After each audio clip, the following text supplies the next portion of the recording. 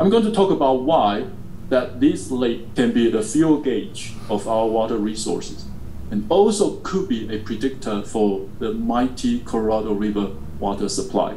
The first time I present something about that was in 2009 in CDPW in Monterey. It was so long ago, my hair hasn't grown out yet. I was amazed that the website still hosts that presentation there. And I start to appreciate how the government never changed their system.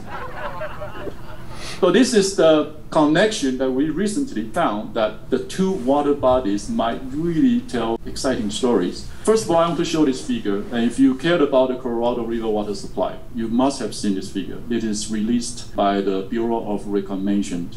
And so you see that the blue line is the 10 years moving average of the Colorado River water supply. And the red line is the water demand. They intercept twice. So it was after the second time they intercept that the Bureau of Reclamation launched this water study to understand that how much time we have to do some projections. So this was derived from the CMIP 3.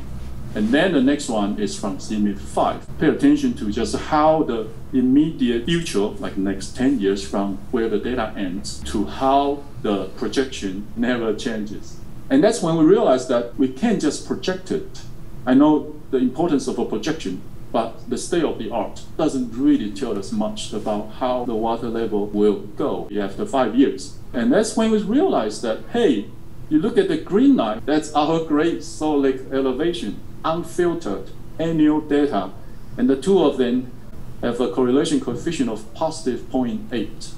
So here at Utah State, we have been trying to study the climate driver of this Great Salt Lake level elevation change, and we also make predictions. If you see the green line, and to the end of it, that the orange line is a 5-year prediction that we routinely update every year and at Utah State University. If the two have this correlation of 0.8, is it possible we can use the lake or the model that predicts the lake to predict the Colorado River water supply? So that was really the hypothesis or objective of it. Each time you see this consistent, persistent decline of the Great Salt Lake, there has been a drought. And it's not just a drought, it's a multi-year drought. And multi-year drought is something that water managers in the Western US are concerned most about, because the dam facilities, they are okay. If you have 1-year drought, even 2-year drought, snowpack disappear for 1 year, it's fine. I mean, they have the capacity to deal with that. It's the 3-year drought and beyond that is really scary. And the Great Salt Lake has recalled most of that. We have collaborated with tree ring scientists to see that this kind of up and down multi-decadal cycles does exist. And it's persistent throughout the past 400, 500 years of tree ring records there. It's semi-cyclical, so it provides a prediction power that you can harvest from. Well, climate scientists, let's try to understand the dynamic driver of it. Any oscillation you see in the Western US, you immediately think about El Nino. Let's take a look.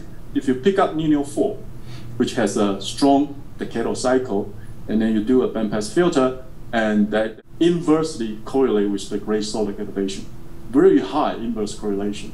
There must be a reason. If you really understand the hydrology of what's driving the Great Salt Lake elevation changes, you're gonna pose more questions because it's not possible directly. If you look at the monthly data of the Great Salt Lake elevation, you're gonna see 2 cycles, only 2.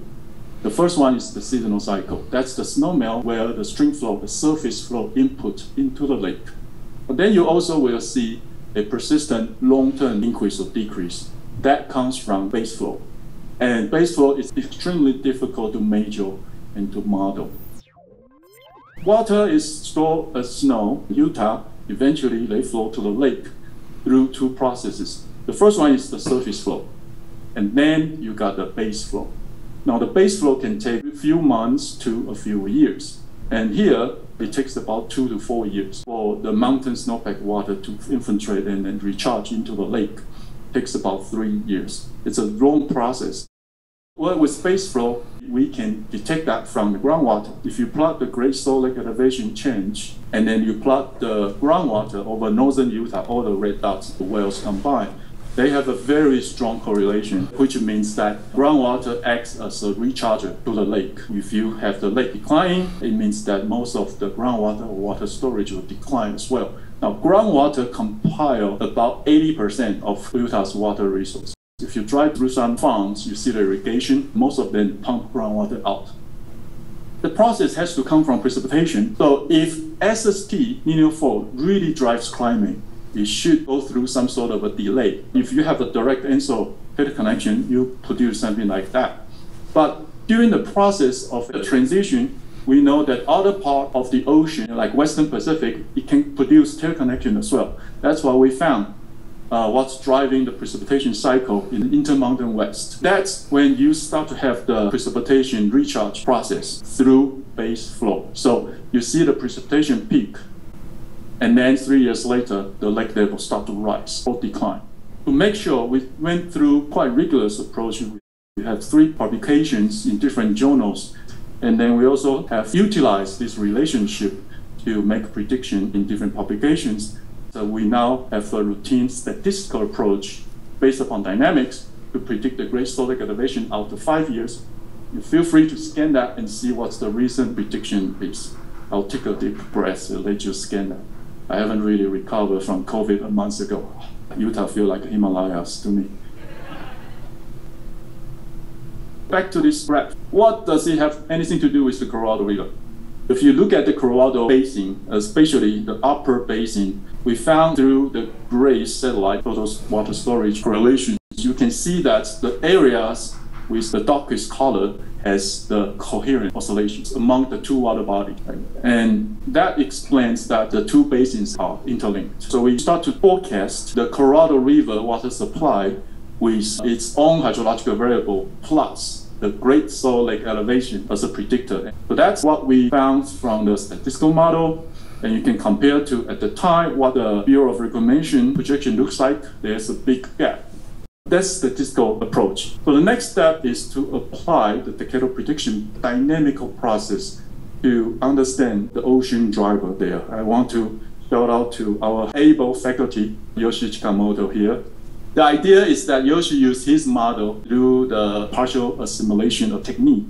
We try to harvest the predictability from the ocean and then also from the soil moisture low-pass filtering process to see if we can use the dynamical model to predict that. Yoshi did that and published it just to show you the scale. If you see the orange line compared to the persistent, the blue line, there is an added predictability for 2 to 3 years. So the idea is to not only project, but also to predict this cyclical and persistent multi-year drought variation that affects the Colorado River. And that can link to the Great Salt Lake. So I just fast forward to here. Then one burning question almost every reporter asks is how much time do we have before the lake will dry out? Because of this close connection with the water storage, groundwater, models like CSM1 already have output like that. Or you can simply integrate all layers of soil moisture that will give you this water table depths or this water storage term. So this is from CSM1. What you're seeing is a projection in the orange part of the water storage around the Great Salt Lake area, which you can infer for the Great Salt Lake elevation change. This is from CSM2. So the future doesn't look promising. We can't really pinpoint which year we'll see the lake level going into this dangerously low situation. But you can see that according to the projections, we really don't have much time before one of the episodic drought pushed the lake to a dangerously low level. This ends up being the last slide of my talk. I just want to show you the reason why it got the media excited, because the lake level has reached a record low this year. And we're trying to figure out how low you get and how many cycles you go through before we get that point. Thank you so much for coming and for staying. Any questions for Simon? If the lake were to dry out by some definition that you use, do you think that it's reversible? It's cycles. And we have to look at those 2 peaks. So it's possible that the climate wet-dry cycle will have this compound multiple years of wetness that might put it back up. Have you ever looked at any other teleconnections, like such as the Pacific Decadal Oscillation, to see if that modulates kind of the ENSO impact at all?